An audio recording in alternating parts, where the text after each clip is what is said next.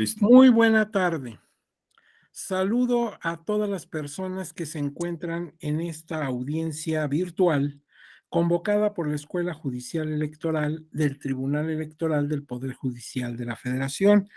Esto para concurrir a una sesión del Diplomado en Problemas de Ética Jurídica y Judicial Electorales, concretamente con el tema Ética y Derecho Probatorio. Les saludo, la saludo también a todos y todas ustedes con mucho afecto y mucha admiración. Con mucho afecto porque aunque no tengo el gusto de conocerles personalmente, sin embargo, yo parto de la base que todos cuantos tenemos el privilegio de vivir en este hermoso país, pues somos como una gran familia, porque al margen de nuestras diferentes edades, circunstancias, culturales, experiencias y pues posiciones políticas, seguramente todos coincidimos en algo esencial. Queremos la fortaleza de nuestro país, la solidez de sus instituciones democráticas y el mejoramiento de la vida económica de toda su población. Yo creo que en eso coincidimos, cada quien viéndolo desde su ángulo personal. Entonces somos como una gran familia. Y así como ocurre cuando vas al terruño de donde naciste, después de algún tiempo de ausentarte, y te encuentras por ahí al excondiscípulo, al primo, al amigo, al vecino, con los que tuviste en otros años experiencias muy bonitas, pues hay empatía, hay lazos que nos unen y nos vemos como si nos hubiéramos dejado de ver hace 2 días. Así los veo a ustedes con mucho afecto y por eso les expreso este saludo, pero también con admiración, porque todos y todas, sin excepción, son profesionistas, son personas que tienen su agenda cotidiana muy abigarrada, con muchos asuntos que requieren tu atención. Entonces, a pesar de ello, a pesar de tener que estar en tantos frentes, sin embargo, se dan tiempo para estudiar, por ejemplo, un diplomado como este que da la Escuela Judicial Electoral, y que requieren tu atención, requieren en su momento elaborar un ensayo para acreditar tu estancia en el diplomado. Pues eso implica un uso racional del tiempo e implica una autodisciplina que merece mi mayor respeto y admiración. Por eso le saludé con eso, con afecto y admiración. Ahora, antes de iniciar los temas que vamos a tratar, quiero aprovechar este foro magnífico para públicamente dar las gracias a las señoras y señores magistrados que integran el Pleno de la Sala Superior del Tribunal, así como a la doctora Gabriela Rubalcaba, directora de nuestra Escuela Judicial Electoral, y a todo su staff de colaboradoras y colaboradores, quienes todos han depositado en mí su confianza para que hable de este tema tan interesante y tan complejo. Bueno, pues mi gratitud plena a todas estas personas. Por otro lado, quiero hacerles dos acotaciones antes de empezar. La primera, esta presentación que ustedes están viendo es para ustedes, es un material de apoyo preparado por la Escuela Judicial bajo los parámetros de la escuela, pero es para ustedes, o sea que cuando termine la charla de hoy, mañana no les ofrezco que hoy mismo, porque ya a la hora que terminemos, que se hace a filo de las 7, ya dando las 7 de la noche, pues ya no me resulta fácil el acceso a que nuestras autoridades intervengan para enviar esto. Pero mañana tendrán ustedes en sus dispositivos esta presentación. Se los digo para que así no se esfuercen en tomar nota o de alguna manera fotografía o alguna cosa así de alguna lámina que les pudiera interesar. No hay necesidad porque el material va a ser suyo, mañana lo tendrán en sus dispositivos. La segunda acotación, seguramente a lo largo de lo que yo vaya comentando con ustedes, va a haber muchas dudas o va a haber muchas preguntas o a lo mejor un comentario porque ustedes conocen la temática o al menos han estudiado algunos aspectos y podrían ofrecernos algunos puntos de vista como comentario. Bueno, yo les sugiero que al final de la exposición daremos un tiempo prudente para que se dé la sesión de preguntas y respuestas. Y ahí con mucho gusto les contesto sus preguntas y escucho sus comentarios. Esto si les parece bien. Ahora, si es una cosa urgente, bueno, pues nada más hagan la señal de que levantan su mano y con mucho gusto interrumpimos y escuchamos lo que ustedes quieren decirnos. Hechas esas aclaraciones, pues pasemos a la temática. Mira, primero lo que vamos a hacer es ofrecer un objetivo general, porque el que no sabe a dónde va, pues no sabe si ya llegó. Entonces vamos a ver qué es lo que queremos obtener con esta sesión. Dice aquí que al concluir el estudio de este tema en esta sesión programada por la Escuela Judicial Electoral, vamos nosotros a tener, ustedes que son las personas cursantes, van a tener la información adecuada, ese es nuestro propósito, ofrecerte la información que tú necesitas para, ¿para qué? Para vincular los principios de la ética judicial electoral con el aspecto específico de la prueba. Haz de cuenta que fuéramos a engrapar. Por un lado está la prueba, su concepto y toda la gama de conocimientos y técnicas que ésta requiere, y la vamos a engrapar con los principios de ética judicial electoral.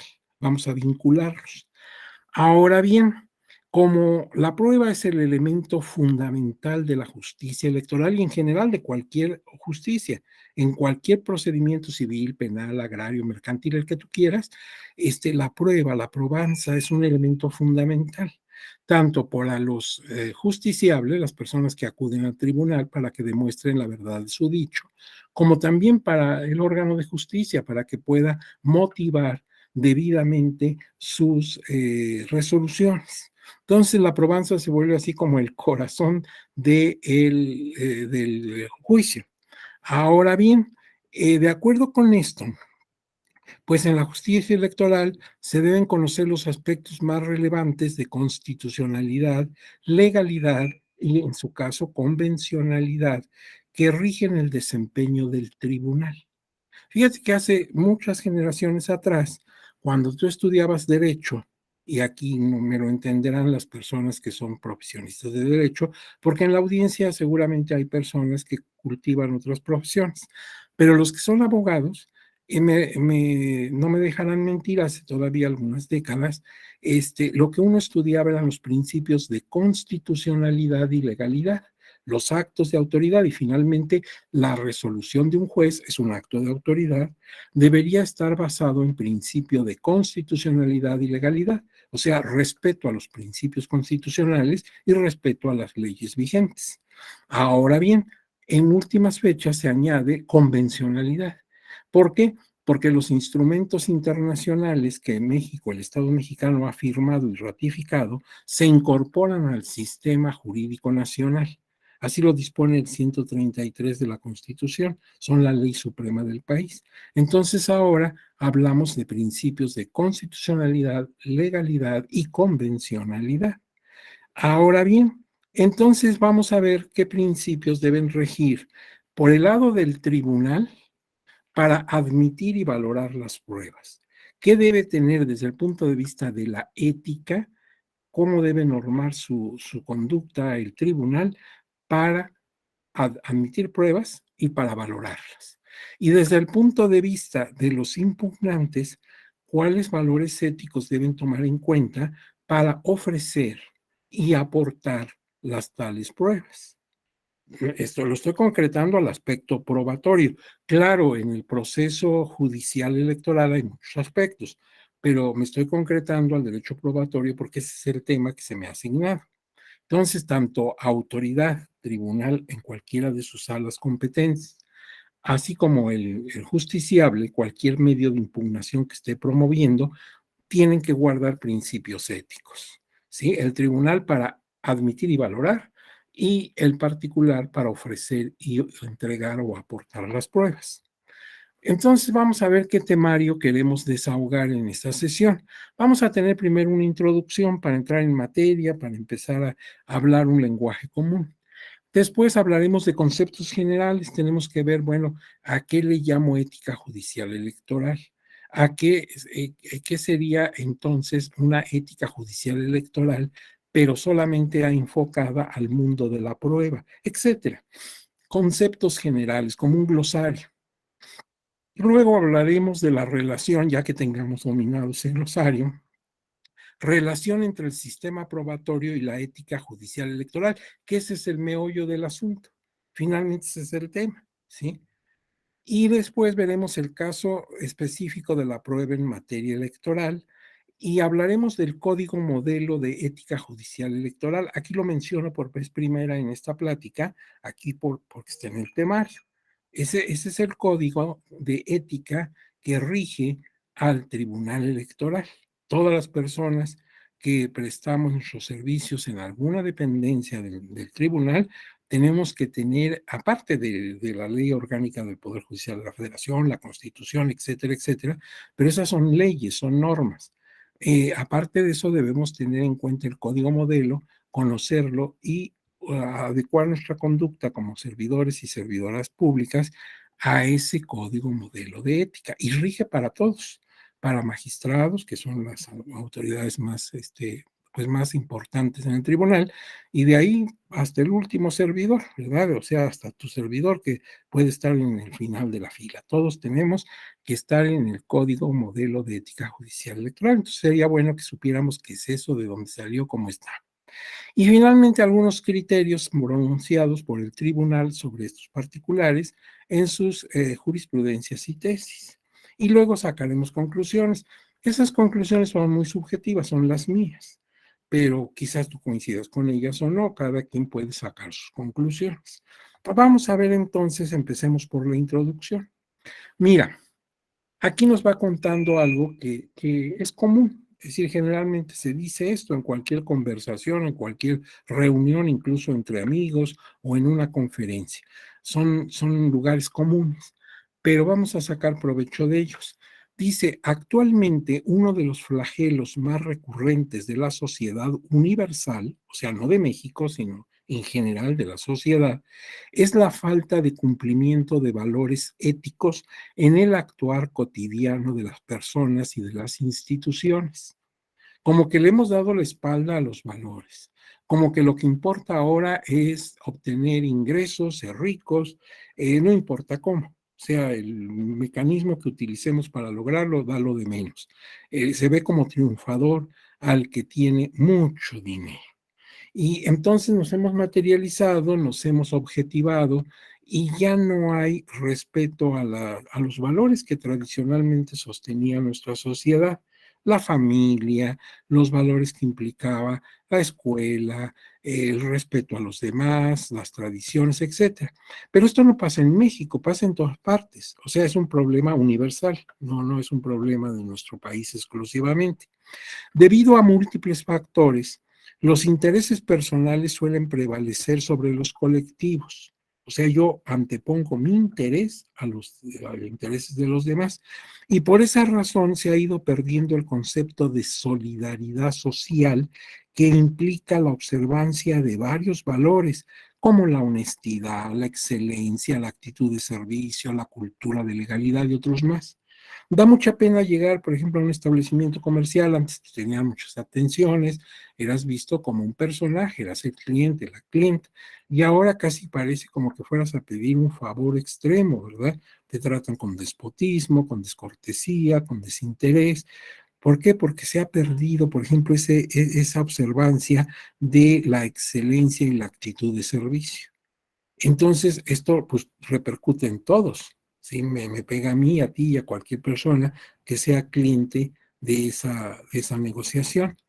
Por poner un ejemplo, la falta de aplicación de un orden valorativo tiene severas repercusiones, sobre todo en el contexto social, al grado de poner en riesgo no solamente a las instituciones rectoras de la vida nacional, sino a la misma fuerza y razón del Estado. Es decir, si esto lo dejamos crecer como lo hemos hecho, si lo dejamos crecer, pues es como un cáncer. ¿Sí? Al primer dolorcito, al primer síntoma raro, si hubieras acudido al médico, quizás hubiera detenido el proceso y la hubiera salvado, ¿sí? Pero cuando ya el dolor es insoportable y las consecuencias muy graves, pues te dicen ya desgraciadamente ya tiene metástasis, ya esto ya no tiene solución. Bueno, pues así pasa con la sociedad. Hemos dejado crecer, ha ido increciendo, como dicen los italianos, y entonces esto pone en riesgo al mismo Estado, porque el Estado finalmente es una institución que nace para garantizar los derechos, la tranquilidad, la seguridad de las personas. Para eso surgió el Estado. Y si el Estado no cumple con esas funciones, si los actos de delincuencia y de ilicitud van a la alza y no hay quien los detenga, bueno, entonces estamos en una situación de ingobernabilidad. Que los políticos digan lo que digan, estamos en una situación de ingobernabilidad, esa es la realidad, nadie está seguro. Y entonces esa falta de vigencia de valores, pues sí nos afecta a todos. O sea, si nada más fueran unos los que están en esa situación, sería controlable. Pero cuando está generalizado esto, ya es peligrosísimo. Bueno, pues precisamente ahora, más que hablar de Estado de Derecho, ya ven que los políticos suelen usar mucho esta frase, Estado de Derecho, y que en un Estado de Derecho esto y que en un Estado de Derecho aquello, y tanto se habla de Estado de Derecho que llega el momento que ya no tiene sentido, o sea, ya carece de significación. ¿Qué entendemos por Estado de Derecho? En principio, el Estado de Derecho es un Estado en el cual las autoridades y los gobernados en forma mayoritaria, nunca va a ser al 100%, respetan las normas vigentes. Es decir, son respetuosos del orden jurídico. Tratan de que sus conductas como gobernantes o como gobernados se estén adecuando constantemente al derecho vigente. Eso es lo que se entiende por un Estado de Derecho. Ahora bien, cualquiera me diría, oiga, pues si hay un país, si usted menciona un país en donde la mayoría, ya sabemos que siempre habrá excepciones, pero en una forma muy significativa, un número importante actúa de esa manera, autoridades y gobernados, oiga, pues es ideal, yo quisiera vivir en una sociedad así. Sin embargo, el que se respete la norma no quiere decir que las cosas anden bien, porque a veces las normas pueden ser normas que afecten derechos, ¿sí? O sea, el que esté en la ley no quiere decir que precisamente sea algo bueno. En la ley puede estar situaciones que son contrarias a derecho. Y a veces nos damos cuenta y a veces no. Por ejemplo, hasta el año 53, la mujer en México no votaba en elecciones federales. No había voto ni activo ni pasivo para la mujer en elecciones federales. Estoy hablando de 1953. En ese año se hicieron las modificaciones, las reformas constitucionales y legales del caso, y ahora ya se tiene el voto pleno de la mujer. Pero fíjate, entonces en el sistema no había esa posibilidad y sin embargo así estaba la Constitución. O sea, el hecho que esté en la ley o en la Constitución no implica que necesariamente sea bueno. Entonces, el que se cumpla con una normatividad no implica que esto esté bien. Por eso ahora los especialistas ya no hablan de Estado de Derecho, se ya quedó atrás. Ahora se habla de derecho de Estado constitucional o garante de derecho. Y eso ya cambia las cosas radicalmente. Consiste en que en ese Estado, en una forma mayoritaria, importante, gobernantes y gobernados ajustan su conducta a la normatividad, pero esta, ahí está el cambio, está garantizando los derechos humanos, es tutelar de los derechos humanos. Ah, entonces sí, ya estamos en otro panorama. Entonces yo respeto la norma como gobernado, tú respetas la norma como autoridad y esa norma tutela, protege, privilegia el ejercicio pleno de los derechos humanos. Ese sí es el Estado ideal, el Estado constitucional o garante de derechos. Así que si por ahí escuchas que alguien habla de Estado de Derecho, ya se quedó atrás. Para la ciencia política y para la ética, esa expresión ya quedó atrás. Ahora bien, por otra parte, la concepción actual de la ética judicial electoral como una subdisciplina de la ética es el área de conocimiento al que se puede acudir para encontrar los parámetros de buenas prácticas que han de privar en la aplicación de la justicia electoral. Y tal apego a principios éticos es de la estricta observancia de los operadores de este tipo de justicia, por ejemplo, los magistrados de las salas del tribunal, pero también responsabilidad de los justiciables, o sea, también de quienes acudimos a pedir justicia a ese tribunal, a fin de que en sus promociones, como presentación de la demanda, ofrecimiento y aportación de pruebas y cumplimiento, en su caso, de las resoluciones correspondientes, se conduzcan conforme a dichos principios. O sea, la ética exige que todos actuemos igual. No solamente la autoridad es responsable de aplicar principios éticos, también los justiciables. No podemos llegar con mentiras porque aparte de que eso es una situación ilícita que puede ser sancionada con severidad, bueno, desde el punto de vista ético tampoco es cosa que yo le vaya a decir mentiras al juez o al magistrado en su caso.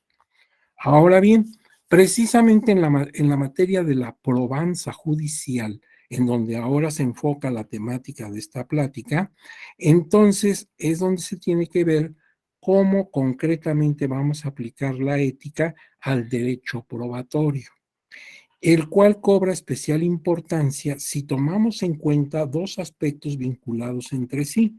Por un lado, que la prueba judicial representa el elemento esencial para determinar la decisión del órgano de justicia, ya lo dijimos. Gracias a la prueba y a cómo la conoce y valora el juez, en este caso el magistrado, pues gracias a ello puede tomar una resolución. Y por otro lado, el tribunal electoral ha manifestado en más de una ocasión, y lo tiene en su página electrónica, que es un eje transversal de todo su ejercicio institucional la aplicación irrestricta de principios éticos que rigen la institución. En ese sentido se ha manifestado públicamente el Tribunal Electoral del Poder Judicial de la Federación, manifestando que todos los actos que realiza, todos los actos de autoridad, se rigen no solamente por las normas, eso por supuesto, pero también por los principios éticos. Entonces, la propia institución está manifestando esta posición tan importante. En consecuencia, se pretende proporcionar conceptos que orienten la fundamentación del conocimiento de la temática y relacionar de manera estrecha y lógica las disposiciones éticas con las jurídicas. Las jurídicas son obligatoria y sancionada su aplicación. Las éticas tienen que ser de convicción.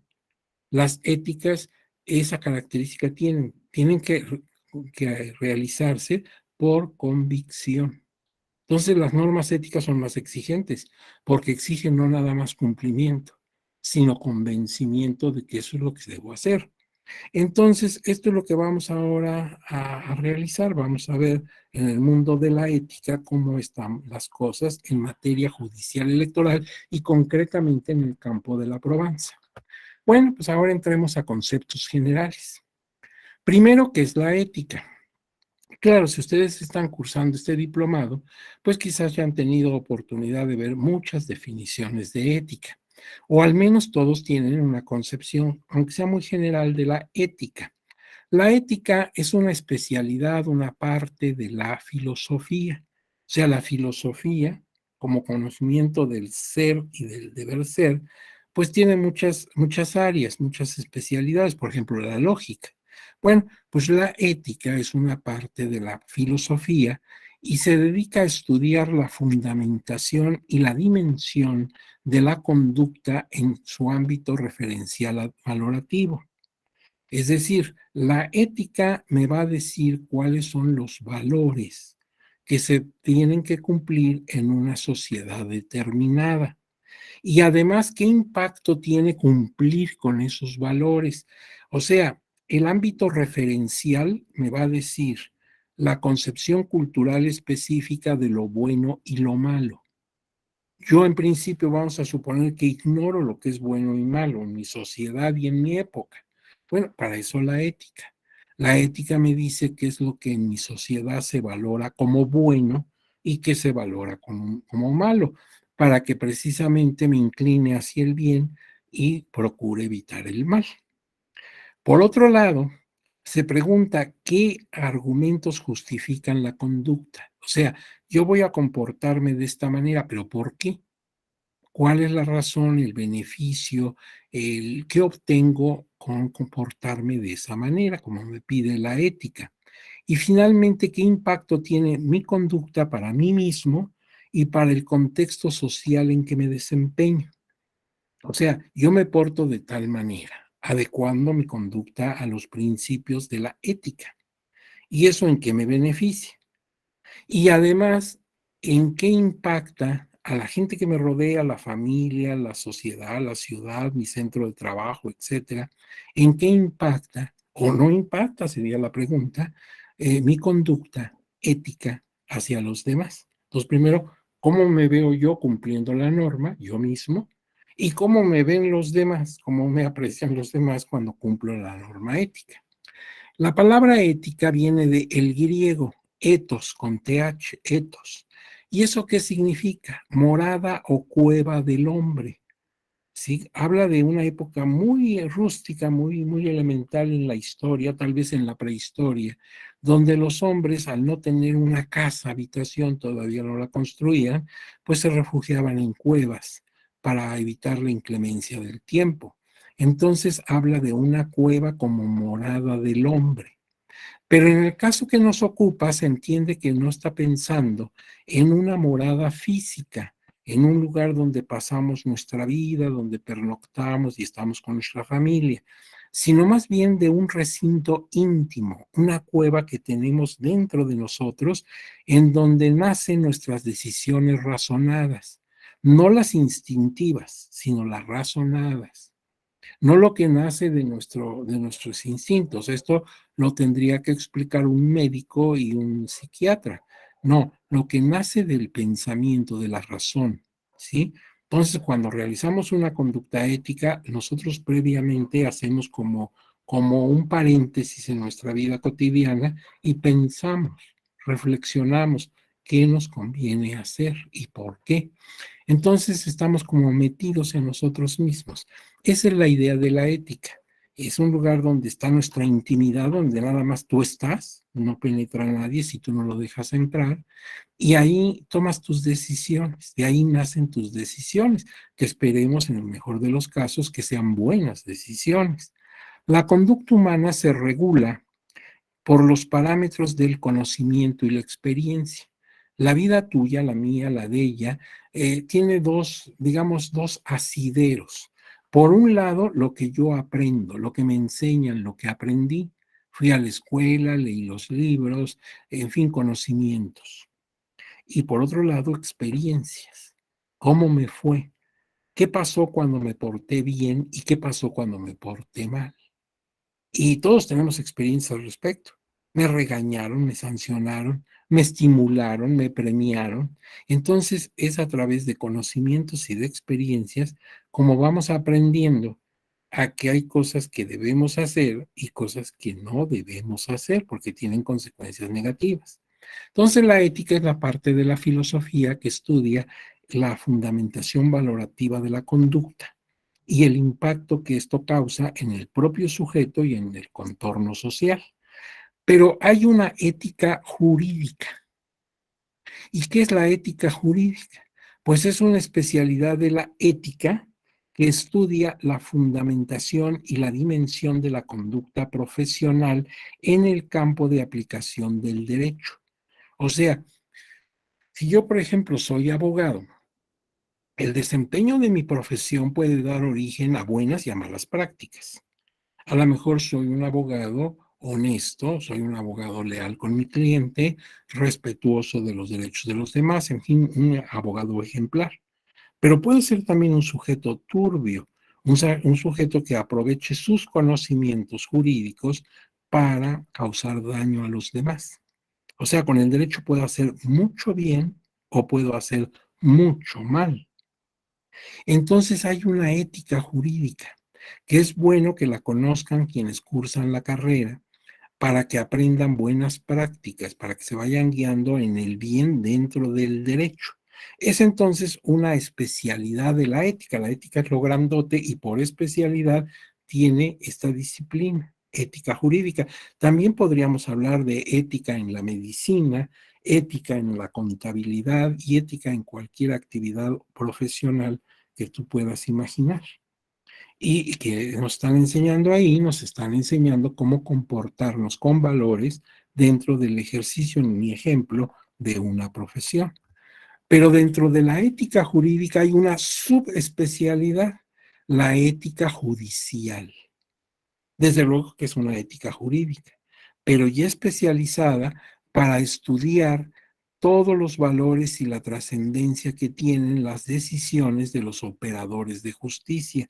No solamente el señor juez, de cualquier nivel, ministro, magistrado o simplemente juez, sino también todas las personas administrativas y jurídicas que están colaborando con él. Por ejemplo, las personas que integran la ponencia del señor magistrado o la señora magistrada. La ética judicial no solamente impacta a la o el magistrado, sino todos los miembros de su ponencia. Todos deben guiarse por valores. Por ejemplo, el Código Modelo de Ética me dice que debemos actuar con reserva, o sea, guardando la reserva, la discreción de los casos que pasan por nuestras manos, porque a quererlo y no, si yo estoy en una ponencia y la magistrada va a conocer algo muy importante, por ejemplo, la calificación de la elección de un gobernador, yo no puedo divulgar, yo no puedo extender esos conocimientos, esos datos a la prensa o a cualquier otra persona. Debo guardar absolutamente reserva. Nadie debe conocer esto sino hasta que quede resuelto y cause estado. En ese caso ya incluso la resolución aparecerá en página electrónica y cualquier persona tendrá la posibilidad de leer ahí todo lo que se dijo. Pero yo como miembro de la ponencia, igual que si fuera magistrado, debo guardar absoluta discreción.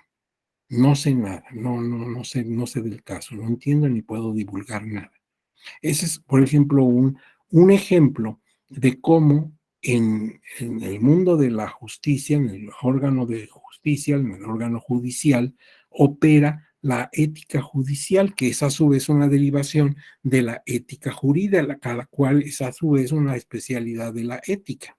Entonces van siendo como subespecializadas, como que cada vez encontramos más chiquito el terreno en cuanto a su extensión. Ahora bien, la ética judicial electoral todavía es una subespecialidad más. Dentro de la ética judicial hay otra todavía especial, la dedicada a la materia electoral.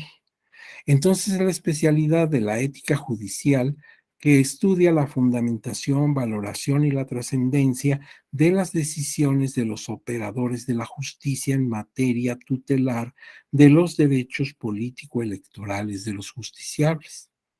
Entonces, fíjate, aquí en esta lámina quiero que observes una cosa.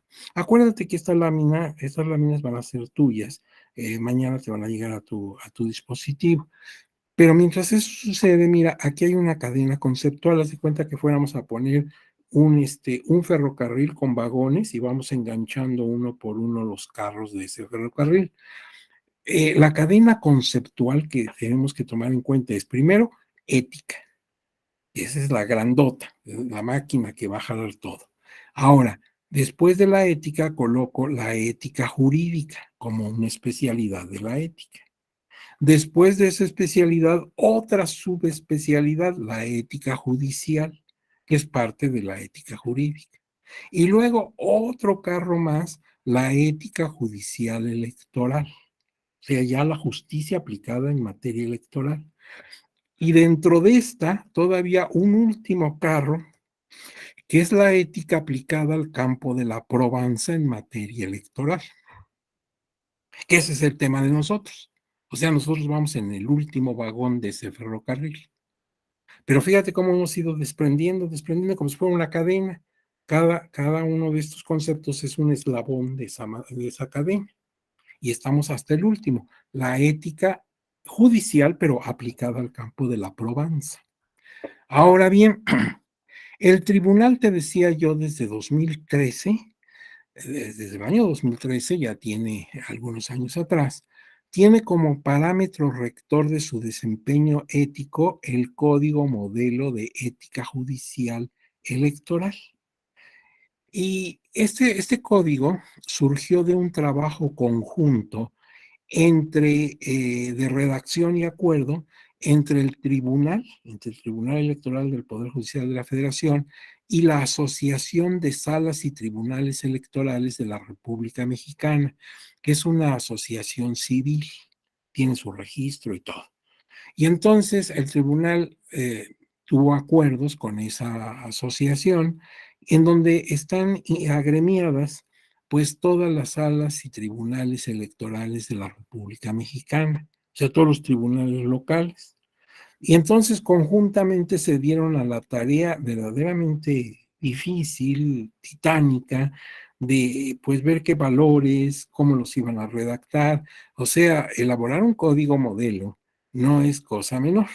Llevó a cabo a través de comisiones, estaban de acuerdo, agregaban, corregían, modificaban, rechazaban, y hasta que finalmente estuvieron de acuerdo. Y entonces fue en la ciudad de Monterrey, donde se dio a conocer este código a toda la nación. Allí en la ciudad de Monterrey, Nuevo León, ahí en nuestra querida Monterrey se dio a conocer, y ahora ese es el código que en principio rige a, a los tribunales locales, a los tribunales electorales, tanto locales como en materia federal, el Tribunal Electoral del Poder Judicial de la Federación. Y no solamente lo expidieron, sino se comprometieron institucionalmente a cumplirlo a fin de preservar la buena imagen y el respeto que merecen sus instituciones de tan alta investidura. Los mismos magistrados que lo habían elaborado dijeron solemnemente, lo vamos a cumplir en nuestro ámbito de facultades, primero para conservar esa buena imagen de nuestras instituciones y otra para también pues servir de modelo, por eso el nombre, para que poco a poco en materia electoral se vaya adaptando la ciudadanía y las instituciones a las buenas prácticas. Bien, en ese código yo me encuentro que, por ejemplo, son 20 los valores que está postulando este código. Si yo me pongo a leerlo parte por parte, voy viendo que habla de excelencia, de espíritu de grupo, o sea, trata de que quienes prestamos nuestros servicios en esta institución tan noble, actuemos con cordialidad, con solidaridad, como miembros que somos de distintas instituciones u órganos del tribunal con certeza, confiabilidad, objetividad, imparcialidad, honorabilidad, que esto ya excede las puertas del tribunal. O sea, desde luego yo tengo que tener una conducta honorable dentro de las instalaciones del tribunal, eso por supuesto, pero también fuera. O sea, no puedo llevar una conducta que dé escándalo público. Imagínate qué terrible. Como miembro del tribunal yo tengo que tener una conducta respetable en mi contexto social. Por eso te digo que esto ya excede el trabajo en sí del tribunal. La buena fe, la honestidad, la transparencia, el profesionalismo, o sea, esto es muy importante. Cada cuestión que tengas que realizar, cada actividad, la que sea, así sea muy pequeñita, así sea muy grande, así sea de mucha responsabilidad o de poca responsabilidad, la debes hacer de la mejor manera posible, porque esta institución trata de que su personal sea profesional, gente competente desde el punto de vista de distintas profesiones. Entonces tenemos, lo que hagas, tienes que hacerlo muy bien. Independencia, secrecía, que ya les decía, debemos guardar en todos los asuntos que al tribunal competen. No podemos divulgar eh, situaciones que puedan comprometer al tribunal. No, el tribunal tiene sus mecanismos de prensa para dar a conocer lo que considere necesario a la opinión pública, pero yo como servidor no puedo divulgar información. Actitud de servicio, eso es muy importante. La gente que acude al tribunal debe encontrar un ambiente de respeto, de comedimiento, de atención a lo que vaya, ¿sí? Tal vez no consiga lo que quiere porque lo que quiere no es conseguible, no tiene derecho a pedirlo, pero lo que sí tiene derecho es a pedir una actitud de respeto. Luego, cuidado, diligencia, responsabilidad, veracidad, fidelidad a la ley y favorecer el bien común. Son 20 valores. Y claro, si tuviéramos más tiempo, que no lo tenemos, pues iríamos viendo cada uno de estos valores, qué consiste, ejemplos y hasta dónde podemos llegar a pensar en cada uno de ellos. Bien, queda claro que entonces el código es aplicable tanto para el tribunal como para los 32 tribunales electorales del país, puesto que fue elaborado y aprobado por todas estas instituciones jurisdiccionales, e independientemente de que el tribunal también se rija por el Código de Ética del Poder Judicial de la Federación. O sea, nuestro tribunal tiene dos códigos que debe tomar en cuenta. El modelo, que nació de una decisión del propio tribunal con los otros tribunales locales. Pero aparte, como pertenece al Poder Judicial de la Federación, entonces desde el nivel de Suprema Corte de Justicia de la Nación, que es el órgano cúpula de este poder, y hasta el último juez federal, seguían por otro código, el Código de Ética del Poder Judicial de la Federación, y entonces también se aplica en el tribunal. De tal manera que nosotros tenemos que conocer los dos códigos, que no se contraponen. Al contrario, son reiterativos en muchos de sus aspectos, pero sí debemos conocer los dos porque estamos obligados a cumplir con los dos. Y aparte, claro, cumplir con la ley, la constitución y todo lo demás. Estamos hablando nada más del área ética. Ahora bien, también los tribunales locales pueden tener, aparte del código modelo de ética, a lo mejor otro código de menor rango que ellos mismos elaboraron para sí. No son opuestos. Finalmente se complementaría. Ahora, el artículo 60 del reglamento interno del tribunal, que eso sí es una disposición normativa, el tribunal tiene su propio reglamento y tiene facultad para hacerlo, elaborarlo, aplicarlo e incluso reformarlo. Entonces, esto sí ya es una situación normativa. Si yo me voy al reglamento interno del tribunal, expresa lo siguiente en el artículo 60, que el personal del tribunal, todo el personal, entonces en cualquier jerarquía que estés, si eres miembro del personal del tribunal, dice, deberás observar durante tu desempeño profesional el Código Modelo de Ética Judicial Electoral y cualquier normativa en la materia que emita el tribunal. Entonces, aparte de toda la normación, desde la Constitución hasta el reglamento, debo tener muy en cuenta los códigos. No vaya a ser que por ahí, por desconocimiento, pudiera yo incumplir y consecuentemente, pues sufriría una sanción que podría ir desde una amonestación, una llamadita de atención, hasta cosas más graves. Ahora, el artículo 61, porque esto que acabo de comentar está en el 60 del reglamento. En el 61 del reglamento interno del tribunal, dice en su fracción 5, observar los principios y normas éticas como parámetros fundamentales de orientación para el desempeño de sus funciones. Esto lo debería yo tener ahí donde está mi escritorio, así con letras grandes, para que me acuerde todos los días que debo orientarme por valores, no solamente por normas. Ahora bien, en el mismo reglamento, pero artículos anteriores, en el artículo 4, dice que el personal del tribunal, sin excepción, o sea, aquí no hay que yo soy el magistrado, yo no, dice sin excepción, cualquiera que sea tu jerarquía, prestará sus servicios bajo los principios de excelencia, objetividad, imparcialidad, independencia y profesionalismo, y por los valores de honorabilidad, buena fe, honestidad y transparencia de actuaciones, y los principios establecidos por el Código Modelo de Ética Judicial Electoral y demás normas aplicables. Entonces no hay motivo a que dudes o a que te quedes con situaciones raras. Está clarísimo. Tenemos que aplicar, además de las normas, el código modelo de ética. Entonces más vale que lo conozcas, que lo repases y que estés frecuentemente al día de cumplir en cada acto que tenga que ver con el tribunal, con ese código. La prueba constituye el elemento fundamental, vamos a la prueba, para que la persona justiciable pueda demostrar la verdad de sus afirmaciones sobre los hechos que manifiesta a la autoridad judicial. Tú vas a la autoridad con tu medio impugnativo, ¿sí? Vas a impugnar y le cuentas al magistrado lo que pasó.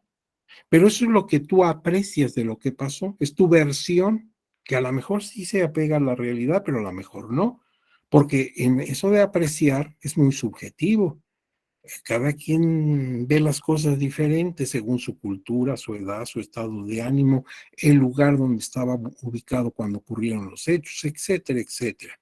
Podemos ver la misma película y sin embargo cuando salgamos de la sala cinematográfica tenemos distinta idea de la película. A ti te encantó, a lo mejor a mí no me gustó mucho, a lo mejor yo le vi un error que tú no apreciaste, o sea, y vimos la misma película y al mismo tiempo y estábamos sentados codo con codo y sin embargo nuestra apreciación de lo que vimos es diferente. Bueno, entonces tú vas y le cuentas lo que tú sabes o tienes idea de los hechos y la prueba es precisamente la que va a poderte apoyar para que se vea que tu afirmación es cierta, ¿sí? Ahora bien, también la prueba puede ser útil, es útil para que el juez, en este caso el magistrado o la magistrada, resuelvan la impugnación, ¿sí? Se basan en las pruebas, en lo que quedó probado.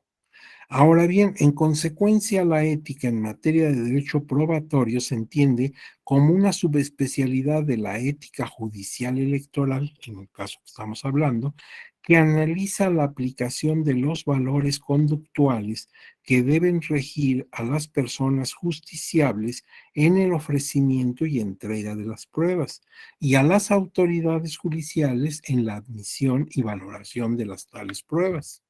O sea que la ética es para las dos, para el juez y para el justiciable. Ahora hablemos un poco de la prueba. Fíjate, voy aquí a citar frases en torno a la prueba de algunos autores importantes en materia doctrinal. Por ejemplo, se me ocurre a Francesco Carneluti, italiano, muy conocido en el ámbito del derecho procesal. ¿Qué dice Carneluti sobre la prueba? Dice, mira, el juez, lo que va a decir es muy poético, es así como muy objetivo. Dice, el juez está en medio de un minúsculo cerco de luces, fuera de lo cual todo es tinieblas. Detrás de él, el enigma del pasado y delante de él, el enigma del futuro. Ese minúsculo cerco de luz es la prueba. Ya te imaginas al juez sentado en el centro de un círculo, ahí en ese círculo todo está en sombras, después cercando el círculo unas veladoras y detrás de las veladoras también la negrura de la nada. Bueno, entonces esas veladoras son las pruebas. Es donde el juez puede empezar a hacerse luz de lo que ocurrió. Él no sabe lo que ocurrió. Tú le dices que eso ocurrió, pero esa es tu versión. Bueno, pues vamos a las pruebas para ver si lo que tú afirmas es verdad. Tenemos otra idea de un argentino, Luis Vicente Varela. Él dice, sin la prueba, el orden jurídico sucumbiría a la ley del más fuerte, dado que no sería posible la solución de un conflicto de manera racional. Pues sí, si no hubiera pruebas, imagínate que de pronto desaparecieran las pruebas, ya no existiera eso, pues entonces gana el más fuerte, el que hable más, el que grite más, el que tenga más peso político, no sé. Estaríamos ya en la selva total, ¿verdad? La ley del más fuerte. No, va a ganar quien ofrezca la prueba más convincente. Tenemos otra idea, pero en este caso de un colombiano muy destacado, don Hernando Davis Echendía. ¿Qué dice don Hernando sobre este punto de la prueba? Dice, la noción de la prueba está presente en todas las manifestaciones de la vida humana. Siempre tenemos necesidad de, permíteme que voy a poner aquí una clave, porque mi computadora lo está pidiendo, me estoy saliendo del internet. Pero fíjate, la prueba es algo que todos necesitamos hasta en cosas triviales, ¿sí? Siempre decimos: "¿Y cómo lo pruebas?". "Ah, pues me vio fulano, lo escuchó perengano", o sea, siempre necesitamos alguien que pruebe la verdad de nuestra afirmación, aunque no sean asuntos judiciales, pues máximo si lo son. Y dice todavía, Echendía, dice: "Probar es aportar por los medios y procedimientos aceptados por la ley, los motivos y las razones para llevarle al juez el conocimiento de la certeza sobre los hechos". El juez no sabe nada, entonces yo le voy a contar mi versión y la prueba es precisamente el documento, por ejemplo, si es una documental, en la que yo afirmo una cosa y el documento coincide con mi afirmación. Entonces le presento el acta de escrutinio y cómputo. Ahí queda claro que hay un error. Yo te dije, juez, que había un error en la computación y mira, aquí está, te lo estoy señalando. Ve que ahí se hizo mal la suma. Y bueno, pues eso es mi prueba. Ahí está el acta de escrutinio y cómputo. Ahora bien, don Eduardo Couture, que este es un autor uruguayo, dice que la prueba es la acción que permite demostrar o verificar la verdad o la corrección de una afirmación. Gracias a la prueba, puedo demostrar que lo que digo es verdad. Por otro lado, Santiago Cinties Melendo, que es español, dice: los hechos no se prueban. Fíjate qué curioso, de entrada me deja así como que me cae un balde de agua fría. Dice: los hechos no se prueban, los hechos existen. Lo que se prueba son las afirmaciones que se refieren a los hechos. Y eso es verdad, lo que pasó, pasó. Y lo que voy a demostrar no es que pasó, sino de lo que yo digo que pasó. Entonces, sí, como si te pones a pensar en esta frase ahora que tengas esta presentación, pues al principio sí me deja muy desconcertado. Dice: los hechos no se prueban. Ah, caray. Dice: los hechos existen, los hechos se dieron. Lo que se prueba son las afirmaciones que se refieren a los hechos. Y sigue diciendo: siempre la parte, no el juez, formula afirmaciones, no viene a traerle al juez sus dudas, sino su seguridad. Esta puede ser real o ficticia, y a lo mejor de buena fe. No estoy diciendo la verdad, pero no porque sea un mentiroso o quiera sorprender al juez, sino porque yo tengo otra idea de los hechos. Y las pruebas que se expongan en el expediente, pues van a ubicar exactamente qué pasó. Y a lo mejor lo que yo afirmaba no es exactamente lo que ocurrió. O a lo mejor sí, por eso la prueba es la que me va a dar la razón o no. Pero los hechos ya ocurrieron. Como dice este autor, los hechos no se prueban, ya existieron. Ahora, un último autor, don Michele Tarufo, italiano, dice: la prueba es el medio que permite construir los razonamientos que justifican las conclusiones a las que llega el juzgador, por lo que se refiere a los hechos que constituyen la materia de la controversia. O sea, él está viendo desde el punto de vista del juez la importancia que tiene la prueba. Sin pruebas, pues, ¿cómo podría tomar una resolución razonable y además que no fuera arbitraria? No, pues tiene que tener pruebas para poder tomar una determinación. Aquí estamos distinguiendo la prueba judicial, el objeto de la prueba y las fuentes de la prueba, así como los medios de prueba. Todo se refiere a la prueba, pero son distintos aspectos. La prueba judicial es el motivo o razón aportados al proceso para acercarle al juez el convencimiento de certeza de lo que se afirma sobre lo que ocurrió. Yo le cuento al juez mi versión y le traigo la prueba. Por ejemplo, actas o testimonios o pruebas periciales, en fin, el tipo de prueba a la que yo me refiero. Ahora, ¿cuál es el objeto de la prueba? ¿O la prueba para qué? Ah, pues para apoyar las afirmaciones ciertas o ficticias que las partes están postulando sobre lo que ocurrió. O sea, la prueba tiene por objeto confirmar lo que yo digo. Ahora bien, la fuente de la prueba es la circunstancia o elemento donde nace la prueba. Por ejemplo, el día de la jornada electoral, los miembros de mesa directiva de casilla levantaron varias actas, por ejemplo, la de instalación de casilla. Entonces fue un documento, lo levantaron y tenían un formato, nada más fueron llenando los espacios en blanco. Y cuando hicieron esa acta y la firmaron quienes deben firmarla, no dijeron, esto va a ser una prueba mañana. No, pues era su obligación llenar ese documento donde se da cuenta de cómo fue la instalación de la casilla. Por ejemplo, a qué hora, quiénes estaban presentes, etcétera. Pero si ahí hay una impugnación diciendo que, por ejemplo, se instaló en lugar diferente al que se había ordenado, entonces, pues esa acta se convierte en una prueba. Mira, aquí está diciendo que en tal dirección, y si tú ves el encarte, dice que la casilla debe quedar instalada en tal otra. Entonces se instaló en lugar diferente.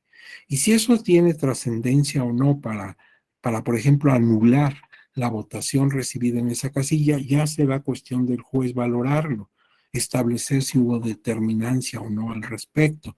Pero eso ya es la labor del juez. Lo importante es que cuando tú afirmas que la casilla se instaló en un lugar diferente, bueno, pues tienes ahí el acta de instalación de casilla.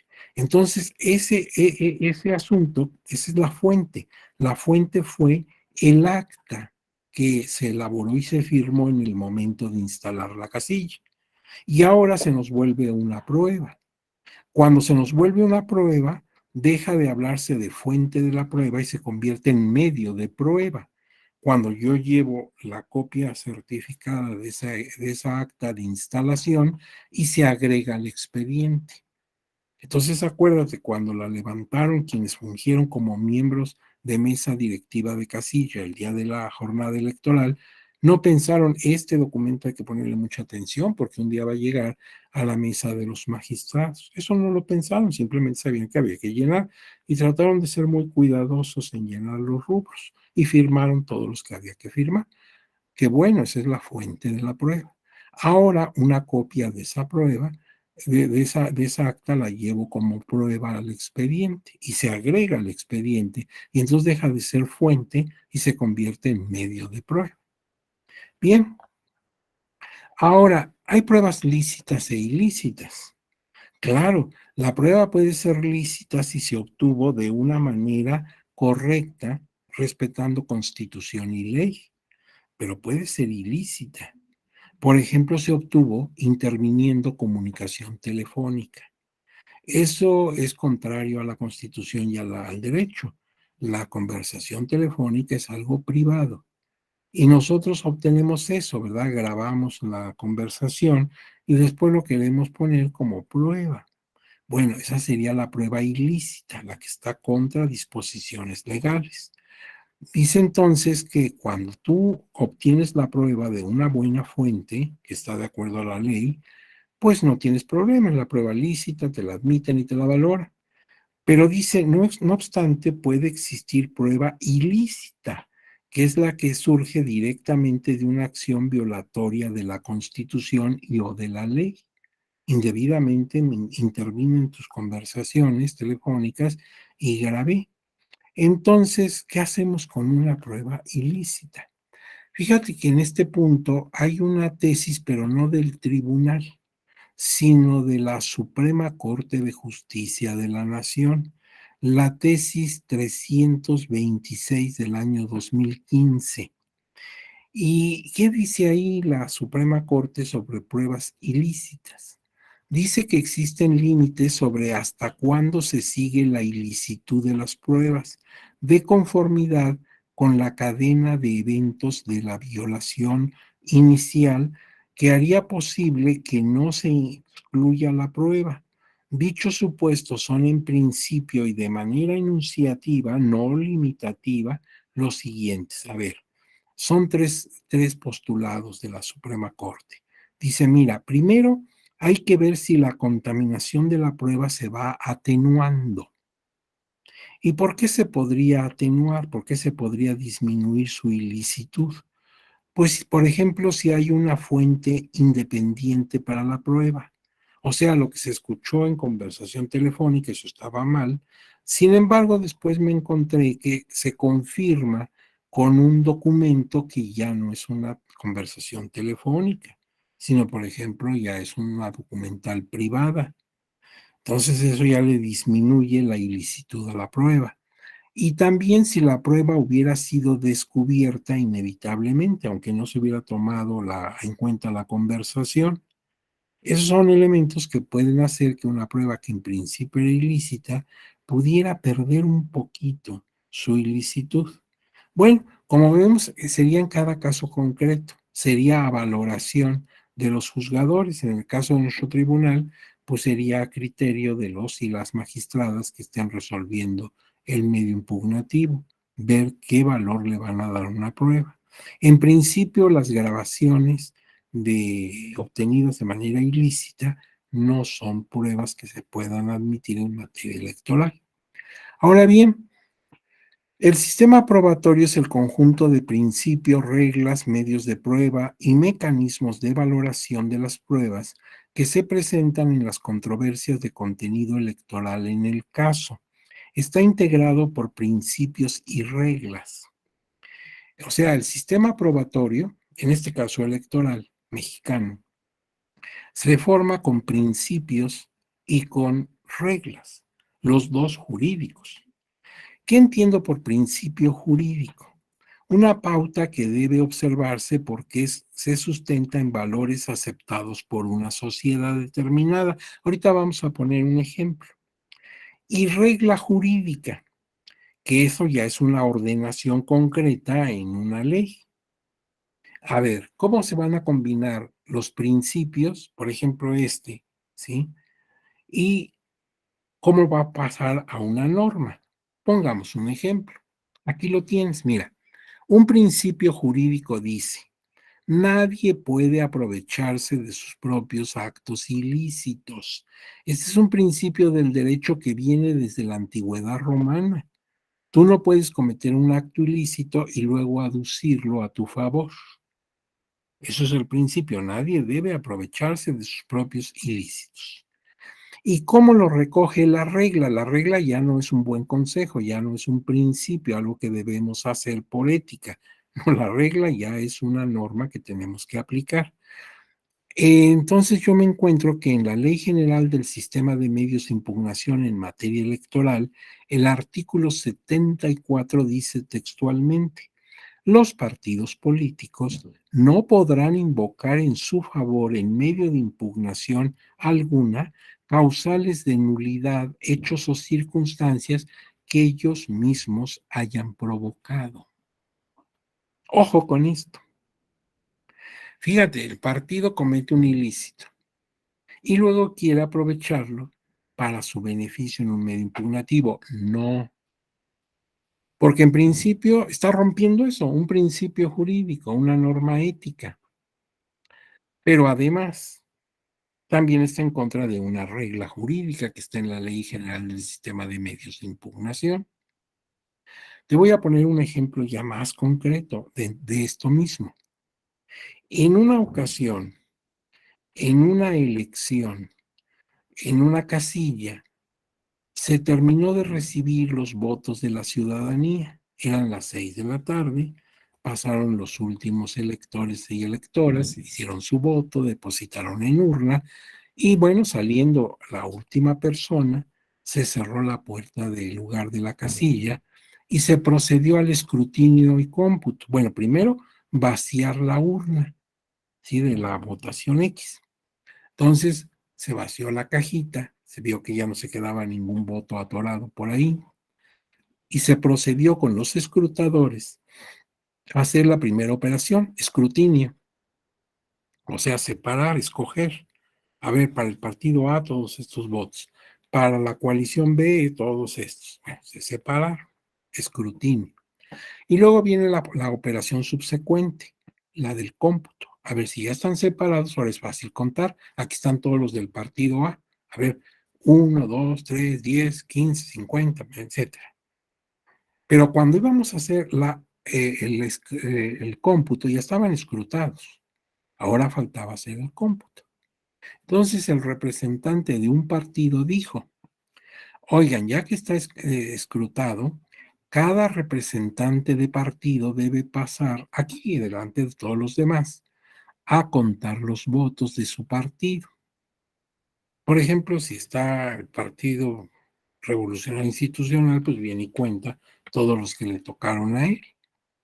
Y así pasará el del PT y de los demás partidos. No, lo bueno es que el presidente de Casilla había tomado el curso, sabía, conocía el asunto y dijo, no, nadie puede tocar esos votos, ni yo que soy el presidente, yo que los toco y contamino todo.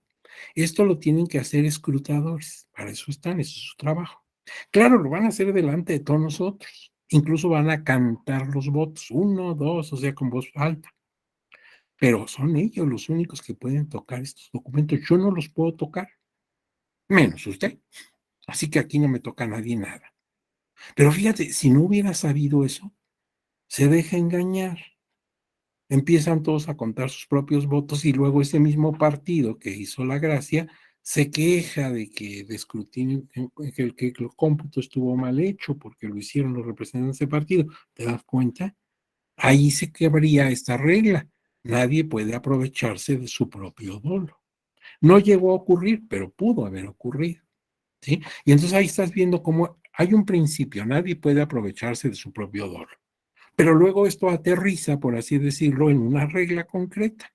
Aquí me está diciendo claro el 74 de la Ley de Medios que ningún partido puede aprovecharse de su propio dolo. Está repitiendo el principio, pero ahora ya con la fuerza del derecho. La Ley General del Sistema de Medios de Impugnación en materia electoral fue publicada en el Diario Oficial el 22 de noviembre de 1996. Su última reforma se dio el 13 de abril de 2020 y es una ley de pocos artículos, consta de 110 artículos de fondo, más claro, transitorios. El asunto de la prueba está en los artículos 14, 15 y 16. Ahí están las reglas comunes de la prueba, al margen de que en cada medio impugnativo que regula esa misma ley, contiene aspectos específicos de la prueba. Por ejemplo, el caso de que en el recurso de reconsideración no se pueden ofrecer pruebas de las que ya tenía antes el recurso, salvo pruebas supervenientes. Bueno, pues entonces las reglas generales o comunes de los medios impugnativos están en los artículos 14, 15 y 16. Son pocos artículos, son tres. Pero ya en cada medio, cuando voy al recurso de apelación, al juicio constitucional de revisión constitucional electoral, etcétera, me puedo encontrar disposiciones que varíen un poquito las reglas comunes. Ahora bien, ¿cuáles son las pruebas en materia electoral?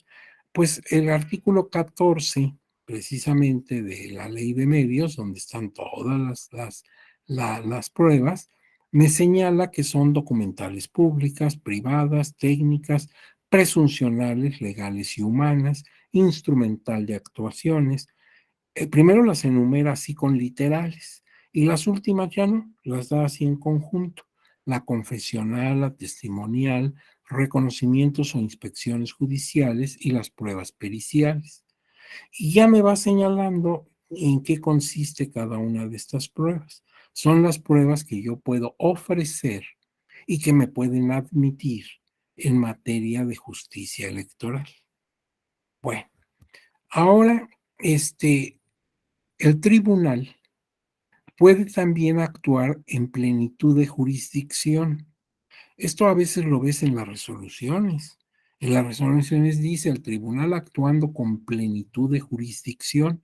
Por ejemplo, esto lo dice la Ley de Medios en su artículo 6, también el artículo 99 de la Constitución, cuando establece facultades del tribunal, habla de la plena jurisdicción. Y la tesis emitida por el propio tribunal a 19 del año 2003 habla de plenitud de jurisdicción. Pero ¿y eso qué significa? Mira, significa que en caso de urgencia, de emergencia, el tribunal puede sustituir a la autoridad administrativa, concretamente al Instituto Nacional Electoral, y realizar actos que debía en principio eh, realizar el instituto.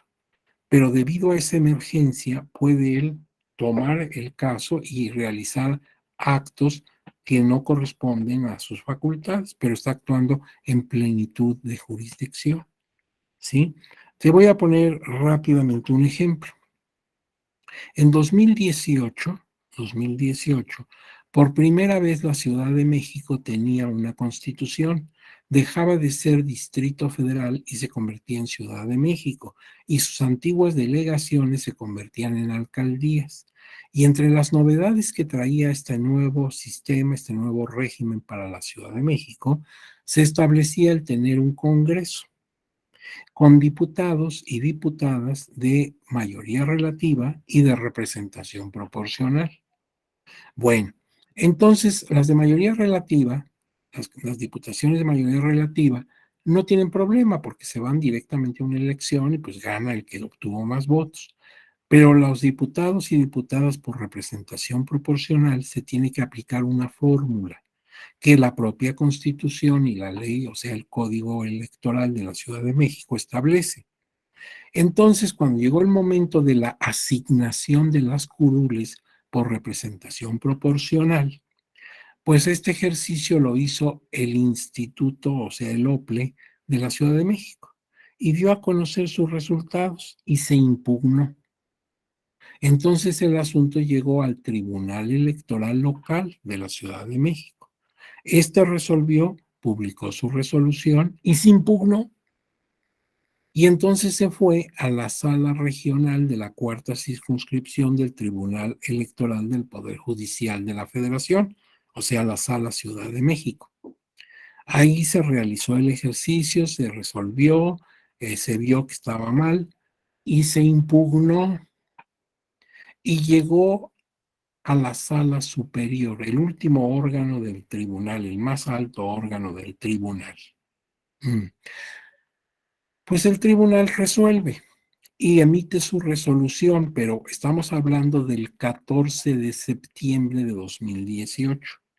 Y por un transitorio de esa constitución, que era la primera vez que íbamos a tener y aplicar, el transitorio decía que por esta vez los señores y señoras diputados tomarían posesión de sus cargos el 17 de septiembre. Estamos a 14. Si el tribunal hubiera tomado la decisión de regresar el expediente al Instituto Electoral Local de la Ciudad de México para que hiciera de nuevo la fórmula, la aplicara de nuevo, ahora ya tomando los parámetros que le marcaba Sala Superior, se correría el riesgo de nuevas impugnaciones y llegaría el 17 y no se podría tomar posesión. Ahí tienes un caso de emergencia. No podemos volver a empezar la cadenita porque pues ya no llegaríamos, correríamos ese riesgo. Entonces la sala, ahí razonando, tú lo puedes observar, razonando por qué va a hacer plena jurisdicción, dice, mira, yo voy a hacer la fórmula, yo la voy a aplicar. Y como yo soy el órgano máximo de autoridad, pues ya no va a haber impugnación. Y ahí es muy interesante porque nos lleva así de la mano, ¿sí? Para que veamos cómo se va haciendo la fórmula. Es medio compleja. Si tú no la sabes hacer, al final te van a salir cosas raras como la mitad de un diputado o tres cuartos de diputado, lo cual evidentemente está mal. Pero entonces la sala lo hace así, si lo queremos decir coloquialmente, con palitos y bolitas, para que todos entendamos cómo fue aplicando cada paso de la fórmula. Desde luego, cuidando equidad de género, cuotas mayoritarias, etcétera, etcétera. ¿Sí? Entonces, pues tenemos que se aplicó todo muy bien y quedó satisfecha la paridad de género y las personas a las que tienen cuota que tenemos que tomar en cuenta como representantes de pueblos indígenas, etcétera. Todo quedó muy bien. Pero aquí eso debería haberlo hecho el instituto. Sin embargo, ya no había forma de que lo hiciera. Era peligroso porque podríamos llegar al día y no se tomaría posesión. Ahí tiene estos casos de plenitud de jurisdicción. Ahora, son objeto de la prueba los hechos controversiales, no lo serán los puntos de derecho. En derecho no tengo que probar, nada más tengo que citar. La Constitución en su artículo tal dice esto. Ya no tengo que traer una copia certificada del texto de la Constitución, porque el derecho es algo de orden público. Entonces, nada más con que yo cite los artículos, las fracciones, etcétera. Tampoco debo, probar los hechos notorios. Por ejemplo, yo digo, las elecciones se llevaron a cabo el domingo tal de junio. ¿Para qué lo voy a probar? Voy a sacar la convocatoria, voy a tomar una fotografía, la voy a llevar ante notario para que certifique. Pues es del público conocimiento que ese día fue el día de la jornada electoral. Entonces, esas cosas no se prueban. Tampoco los hechos imposibles. Estábamos en la votación y de repente bajó una nave espacial y llegaron unos marcianos y, bueno, eso es un cuento muy bonito, pero son cosas imposibles. Entonces, eso no tienes que probarlo. Ni tampoco los que han sido reconocidos por la parte. Si ya tú reconociste que eso es así, pues ya para qué probamos si tú mismo estás diciendo que así ocurrió. El que afirma está obligado a probar. Tú afirmas una cosa, pues tienes que probar. Ahora, también tiene que probar el que niega si de su negación se desprende una afirmación. Por ejemplo, en otro orden de ideas, yo digo, no, no pude haber sido yo el autor de ese ilícito, porque ocurrió el sábado pasado, ocurrió a las 5 de la tarde en la delegación Coyoacán, hoy alcaldía. Ahí ocurrió el hecho delictivo. ¿Y qué crees? Yo me había ido a Tuxtla Gutiérrez, mi tierra, había ido desde el viernes, aproveché que había puente y me fui. Y ahí me hospedé en tal hotel y regresé hasta el domingo, ¿sí? Después de las 6 de la tarde llegó mi vuelo. Ah, bueno, pero entonces, el que yo niegue no hay problema, pero si yo a la vez que estoy negando, estoy afirmando que me encontraba en otra ciudad, ahí sí debo probar. ¿Y cómo lo pruebo?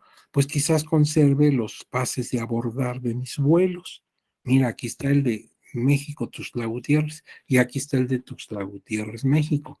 Y tengo también las notas debidamente de fisco, o sea, debidamente digitalizadas, del hotel donde estuve hospedado, donde se ve la fecha de mi ingreso a la habitación y la fecha en que dejé la habitación. Entonces, al mismo tiempo que ocurrían los hechos aquí el sábado, pues yo me encontraba en Tuxtla Gutiérrez, entonces no pude ser el autor. Pero ahí, porque yo estoy de mi negación, estoy haciendo también una afirmación. Entonces, debo confirmar lo que estoy manifestando. La no aportación de pruebas en ningún caso será motivo para desechar el medio impugnativo. En este caso, la sala debe resolver con lo que obra en expediente. Claro que ahí el que perdió la oportunidad de probar fue la parte, pero no hay motivo para desecharlo. Si en el expediente hay documentos que pueden favorecer su dicho, se le toma en cuenta. Ahí es el solito limitó su derecho de poder probar. El tribunal puede requerir a otras autoridades la entrega de documentos en caso que lo necesite, y la valoración de la prueba debe ser conjunta o adminiculada, es decir, la prueba forma un conjunto, no se debe ver por separado. Entonces sí se valora primero por separado, pero después se confrontan, eso se llama adminicular. Y tal vez lo que me daba solamente un indicio, una sospecha, pues ya reuniendo varias pruebas que confirman, que reiteran, pues entonces ya puede actuar con mayor convicción. Solita no hacía prueba plena, pero tantas cosas vinieron a decir lo mismo que pues ya empiezo a pensar que sí se tenía razón. Ahora, para probar, para valorar la prueba, tienes estas reglas que las señala la propia ley. Dice que debemos aplicar las reglas de la lógica, la sana crítica, las máximas de experiencia y la apariencia del buen derecho. ¿Y eso qué es? Bueno, aquí se mezcla un poquito más que la ética, la filosofía, en su especialidad de lógica. Reglas de la lógica. La lógica es una parte también de la filosofía, como la ética, y consiste en darnos a conocer las reglas del pensamiento coherente. Y eso significa que nuestro pensamiento debe ser razonado. Entonces el mundo de aplicación de silogismos, ¿te acuerdas de los silogismos? Y también es el de reglas como la no contradicción, etcétera. Entonces, yo debo aplicar para valorar las pruebas, si yo soy el juzgador, primero reglas de la lógica, ¿sí? Si se queda demostrado esto, entonces en consecuencia se llega a esta resolución. Pero también las máximas de la experiencia, o sea, a lo largo de otros casos que he resuelto, pues me ha dejado un bagaje de experiencia. Entonces voy a aprovecharlo para interpretar ahora este nuevo caso que se parece mucho a otros, o sea, los precedentes. Y si yo combino las reglas de la lógica con las máximas de experiencia, entonces estoy en lo que llaman los doctrinarios la sana crítica, que es el correcto entendimiento que une a reglas de la lógica con máximo de experiencia. Entonces, este término lo usan la doctrina española a partir del siglo XIX y ahora ya se ha hecho común, todo el mundo habla de la sana crítica. Bueno, la sana crítica no es otra cosa más que combinar la lógica con la experiencia, ¿sí? ¿Y qué hay con el apariencia del buen derecho? Ahorita que estamos en cuestiones de ética, alguien se preguntaría, oiga, ¿que hay un mal derecho? A mí me gustaría conocer el mal derecho. Porque el derecho en principio es bueno, si es derecho es bueno.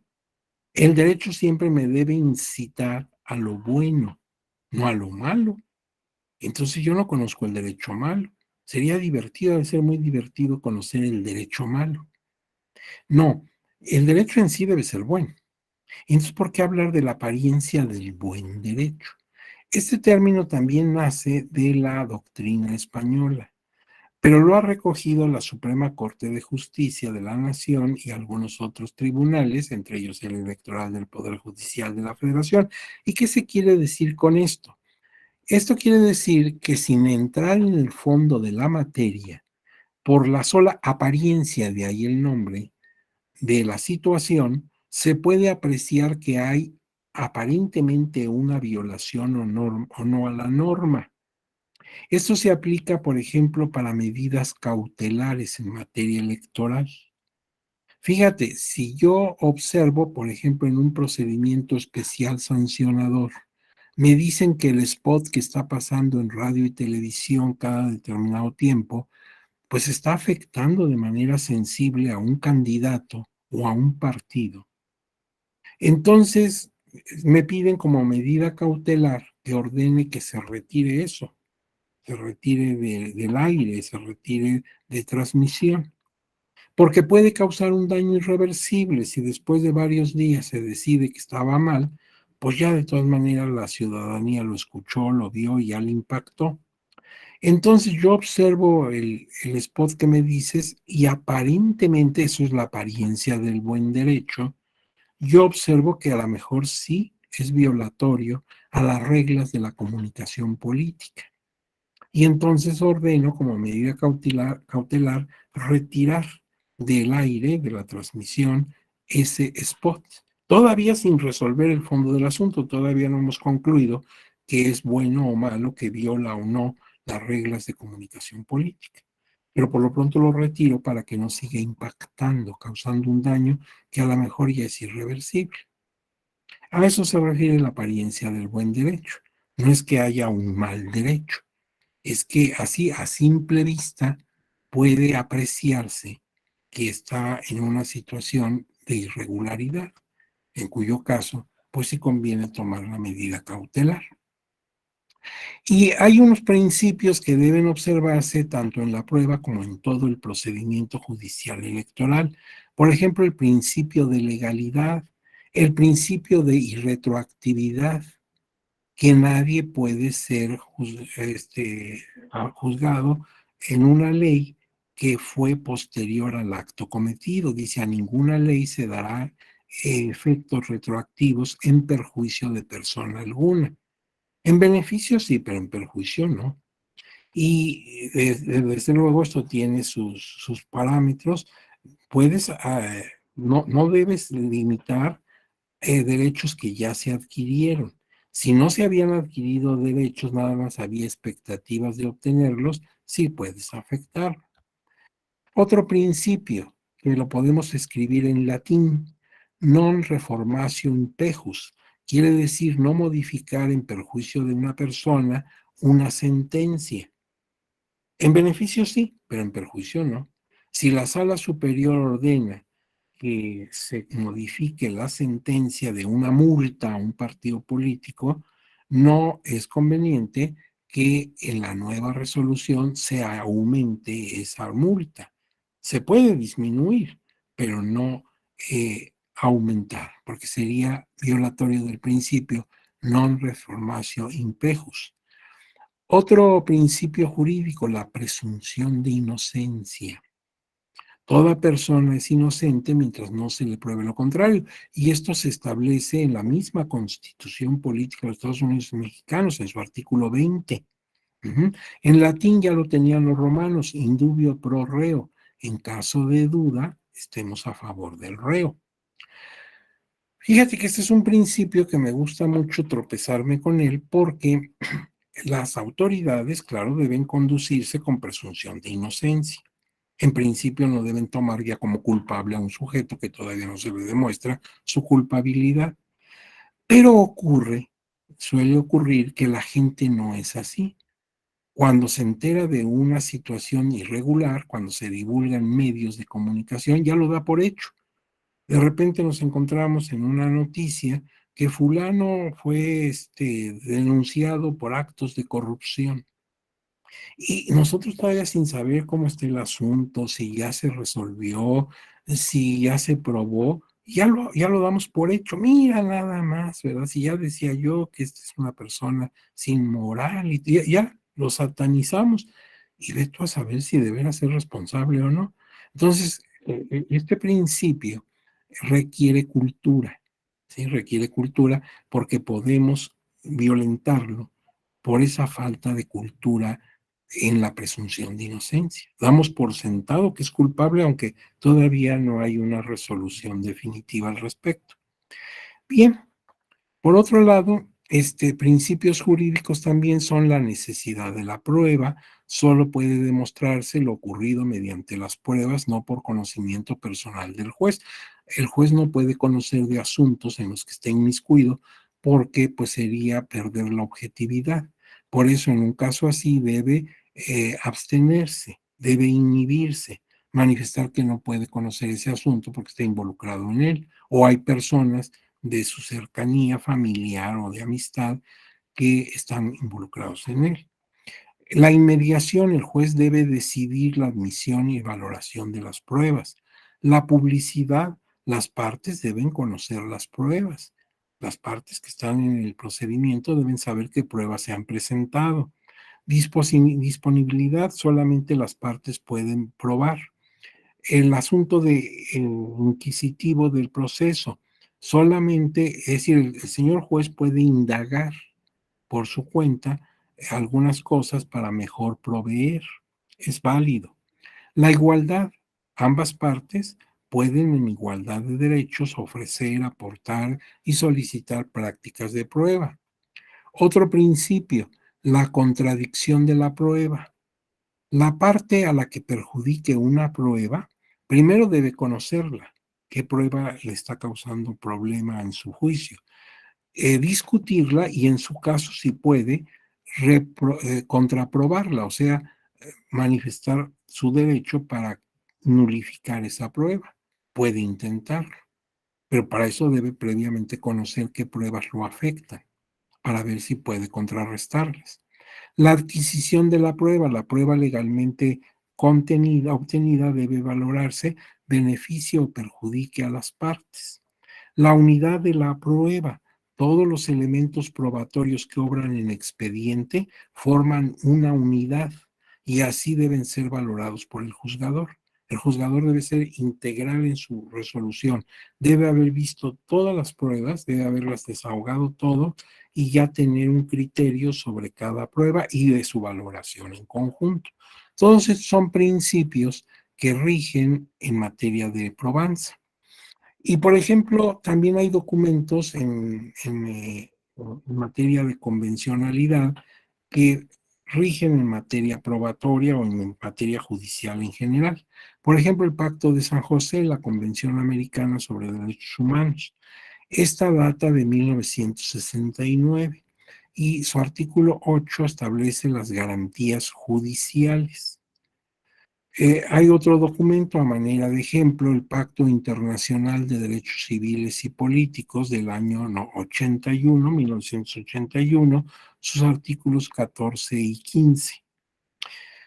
Y fíjense que esto es muy interesante porque ahorita a raíz, desde antes de la pandemia, pero con la pandemia se acrecentó la necesidad de aplicar las tecnologías que se utilizan en información y comunicación, que las conocemos por sus siglas como TICs, aplicarlas en materia judicial. O sea, de alguna manera irnos hacia la creación del expediente electrónico. Esto ya se tenía manejado en México y en otros países desde antes de la pandemia, pero con la pandemia se hizo más, pues más visible este asunto. Y ahora se pretende acelerar el que todo vaya por medio de virtualidad. Ya el tribunal tenía, por ejemplo, las notificaciones en materia electrónica. Ya existían desde antes de la pandemia, mucho antes de la pandemia. Pero ahora, pues se piensa que puede irse poco a poco fomentando el expediente virtual. Y eso está bien y además es necesario porque efectivamente una emergencia como la pandemia puede paralizar la justicia. Nada más que ahí debemos procurar que no se violenten los derechos de los justiciables. Entonces ahí debemos llevar a una armonización. O sea, no solamente debemos preocuparnos por las técnicas que vamos a emplear, sino también ver que estas técnicas no afecten a la justicia electoral. Debemos ahí hacer una labor de ponderación y de cuidado constante. Aquí tienen otra forma de ver el código de modelo de ética judicial electoral en cuanto a sus rubros. Primero tiene una exposición de motivos, luego un glosario donde nos da a conocer qué entiende por cada uno de los valores que va a manejar y otras cosas. Y luego ya habla de cosas más concretas, por ejemplo, los destinatarios y ámbitos de aplicación, los principios y valores generales, los principios éticos de la función judicial electoral, normas complementarias y la cultura de control y de responsabilidad. Y yo diría, desde mi punto de vista muy particular, que este último punto, el 5, la cultura de control y responsabilidad, es de mayúscula importancia, porque acuérdense que las normas éticas se deben aplicar por convicción, no por represión. Entonces, el código modelo es más exigente que la norma, porque si bien la norma me puede sancionar, el código modelo me exige algo que es muy personal, que es mío, mi intimidad, o sea, mi convicción. La norma, si yo la obedezco, aun cuando no esté convencido de la bondad de la norma, no importa, con que yo la cumpla a cabalidad es suficiente, con eso se satisface la obligatoriedad de la aplicación. Pero la norma ética, la regla ética, ahí me exige convicción. Y por eso es muy importante que tenga yo esa cultura, esa formación de convicción. Y aquí tienen algunos criterios emitidos por el tribunal sobre materia de pruebas, etcétera, que ya las verán ustedes cuando tengan el documento en sus manos. Pero, por ejemplo, quiero ver, nada más así a guisa de ejemplo, la 11 del 2002, que dice, prueba testimonial en materia electoral solo puede aportar indicios, ¿sí? A pesar de que haya testigos, pues nada más son indicios, pero acuérdate que ya adminiculados, confrontados con otras pruebas, puede dar mayor presunción. Y la 21 de 2013, donde dice presunción de inocencia, debe observarse en los procedimientos sancionadores electorales. Y bueno, pues sabemos que se debe aplicar en todo momento.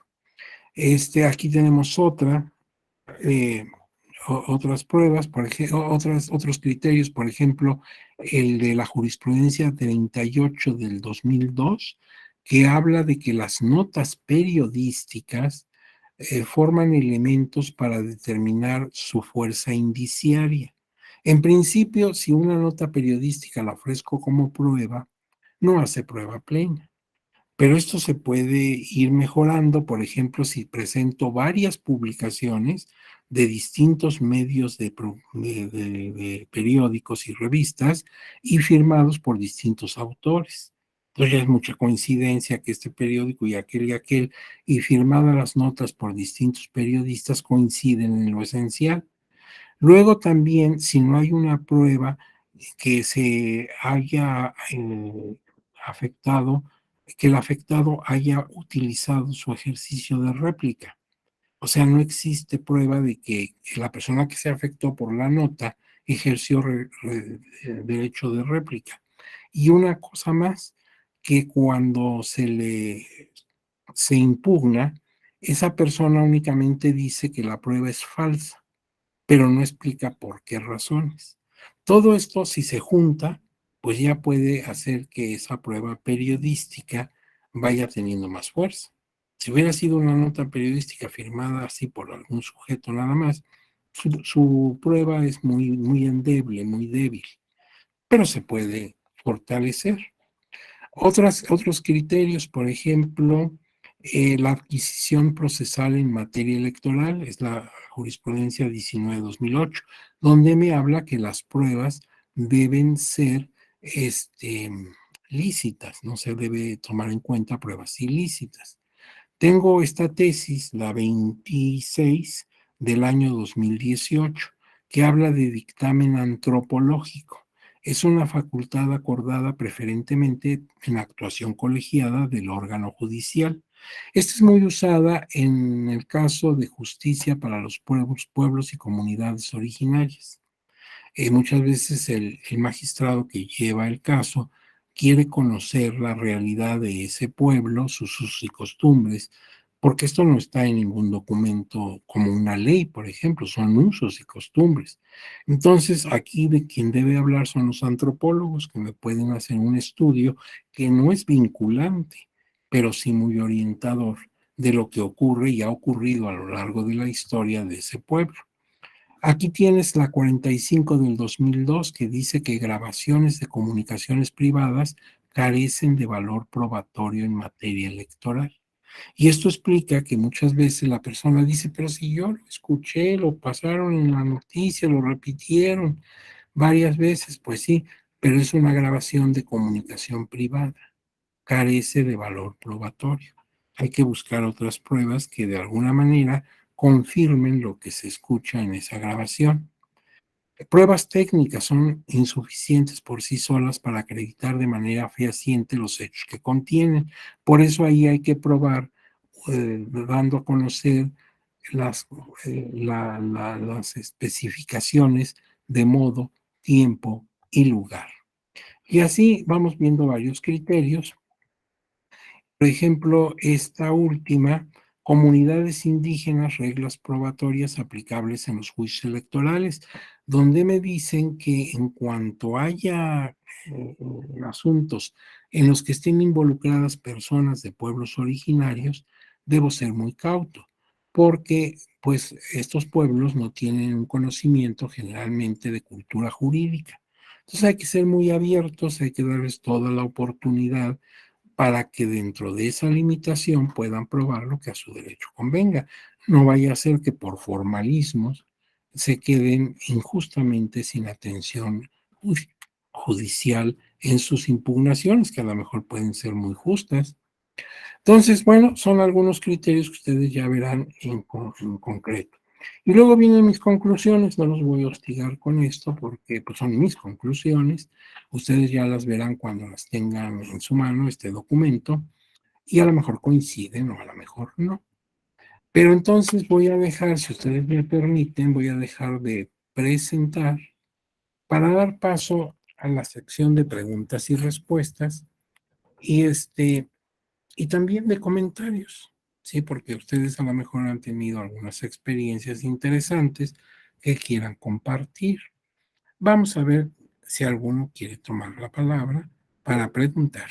A ver, ha levantado su mano don José Ángel. Don José Ángel, muy buenas tardes, lo escucho con mucha atención. Muchas gracias por su atención, muchas gracias por su excelente exposición, ha sido una excelente, nos ha llevado de la mano de una manera muy idónea, muy propia, muy entretenida.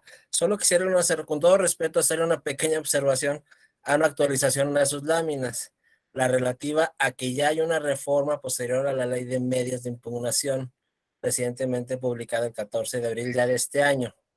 Usted hace referencia que la última reforma a la ley de medios fue la vinculada con 20. violencia política de género, el Ujú. 13 de Sí, abril de 2020. hay una más Hay una nueva, más sí, reciente relativa a la vida parlamentaria. parlamentaria, que no tiene que ver con la prueba, por No eso tiene nada que hay ver con una la prueba, pero equivocación, para para que que quede bien. mantengan el nivel de excelencia sus Muy bien. diapositivas Le y agradezco sean mucho esa y con todo observación. respeto lo hago, con el afán de Y yo lo acepto muy bien, porque mejorar el además tiene documento. usted razón, sí hay una reforma ya más reciente. Y muy amable y nos invita mucho a leerlo todo lo que las precedentes que nos pone. Yo sí le agradecería que nos lo compartiera. Yo sé que usted siempre comparte su material por conducto de la escuela judicial y es muy generoso en eso. Agradecerle su generosidad y reconocerle su clase. Muy amable y buenas tardes. Gracias, compañeros. Gracias, don José. Ahí le mando un abrazo muy fuerte. Desde luego virtual, ¿verdad? Porque todavía hay que Claro que cuidarse del bicho, don José. Y entonces, bueno, si tienen ustedes alguna otra pregunta, alguna idea, pues ahorita es el momento de exponerla. Si no, no resolución, esta presentación, pues va a ser suya. Ya la verán con calma y si pueden aprovechar algunos elementos de ella, pues adelante. ¿De acuerdo? Vamos a preguntarle al ingeniero Galván si él tiene en su chat alguna otra intervención. Ingeniero, ¿nos está usted escuchando? Parece que no está Aquí presente. estoy, aquí Ah, estoy, doctor. Claro sí. que sí. Es que no me Bueno. desconecté Sí, no, mi micrófono. sí, no se Dígame, preocupe. Oiga, ingeniero, ¿hay dígame. en su computadora alguna pregunta o algún comentario de chat que no se haya visto? Pues no, parece que no. Ajá, No, no aparece ninguna. no aparece. Bueno, pues muy bien. Fíjense que esta explicación la hemos dado de manera muy rápida. Esto parece como cuando vamos en esos viajes de que conoces 10 países de Europa en 2 días, ¿verdad? Y pues obviamente no conoces más que aeropuertos y camiones que te trasladan de un lugar a otro. Pero bueno, no queremos de ninguna manera abusar de su tiempo y había que dar paso a la sección de preguntas y respuestas. Pero cualquier comentario que tengan que hacer, aunque no lo hagan ahorita, y ya no tendremos otra oportunidad porque aquí estaba programada una sola sesión, sin embargo, tienen mi correo electrónico institucional. Y entonces ahí puedes enviar cualquier pregunta o comentario que quieras hacer. Eso queda abierto. Una cosa es que termine la clase y otra muy distinto que ya nos desentendamos de ustedes. Eso por supuesto que no. Yo espero que su diplomado siga transcurriendo con toda normalidad y con gusto para ustedes y que al final, al hacer su ensayo, salgan muy bien y obtengan sus documentos probatorios de aprobar el diplomado, porque eso es curricular, eso los beneficia mucho. Y me da mucho gusto que estén pendientes de los eventos académicos que programa la escuela, que no dejan de ser bastante buenos, interesantes, incluso hasta para el personal que elaboramos ahí. A veces hay conferencias, hoy mismo tuvimos, ¿verdad, ingeniero? Una conferencia muy, muy interesante sobre derechos humanos y demás, ¿verdad?